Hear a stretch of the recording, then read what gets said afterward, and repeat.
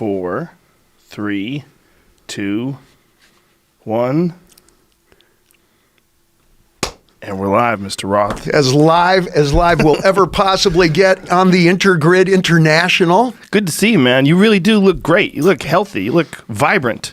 You look surprised. No. Don't look so surprised. I haven't been to sleep since the late 80s. I didn't miss a thing, but I'm a little groggy, but I'm good to go. In my job, you expect dissipation and illness, right? Kind of goes along with, you expect a disintegration in my kind of job. Like and Lemmy from Motorhead style. Do you know the term Wabi-sabi? Do you know what that is? No.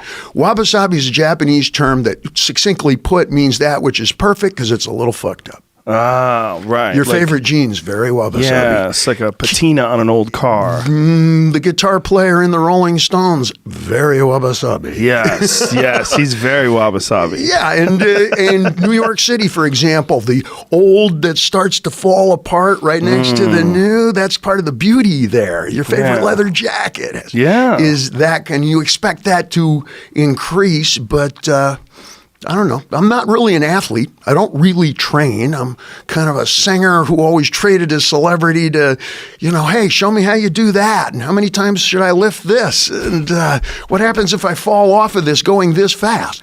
But you used to train, right? Didn't you train with Benny Urquidez? Oh, yeah. I went through martial arts the first time. Let me go back. Okay. I lived in student housing up until I was just about a teenager, okay? And it was a time when you bought one paintbrush at a time, okay? And most of my values come from that. Public library, I learned to swim in a public swimming pool.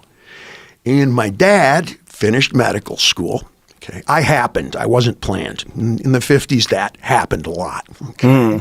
And so we had a lot of patients who were kind of on the periphery of Pasadena, California, which is where we came. Okay, I was born in Indiana, lived in Massachusetts. He was a resident, grew up around the hospitals. Dinner meant going to the hospital, meet dad, And when we came out to L.A., the Japanese were kind of peripheral. Spanish-speaking people. Curiously enough, the running story was that there were 6 Spanish-speaking people at UCLA and 3 of them were in gardening. No, really. Back in the 60s, that was the case. Today, easily, massive amounts of percentages. Yo hablo suficiente español también. Okay? It's not the second language. It's kind of the first and a half now. Right. Things have really changed a mento. Right. Yeah. And I grew up in those neighborhoods, okay? So I can gang sign the whole alphabet. Can you really? Yeah. I have 2 lowriders. I've got I got a 51 Mercury that's chop, drop, low and slow. Do you drive it? Oh, yeah. I got a 66 V-Dub Bug with a Chevy engine, a 383 up in the front. Orale, and I can roll my R's. You got to roll your R's, orale.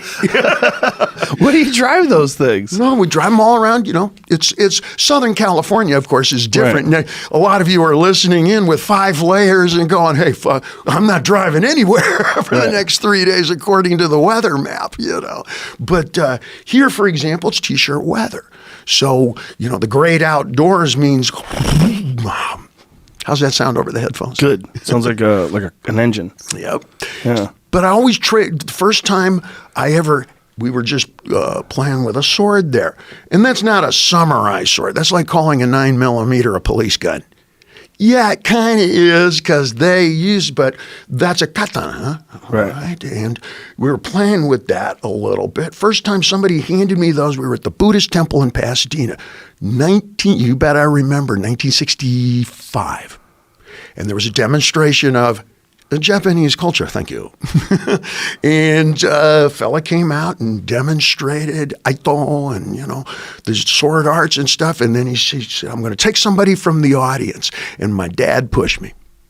And I walked out in the middle of that floor and held it, here, hold that sword. Just like you said, wow, what is that, a 100-year-old sword? It's from the 1500s. It's whammo. Muramachi or something like this. First time I held that sword, it was like out of a graphic novel, lightning. Inazuma. It's Japanese for lightning. Careful what you show your kids, Joe.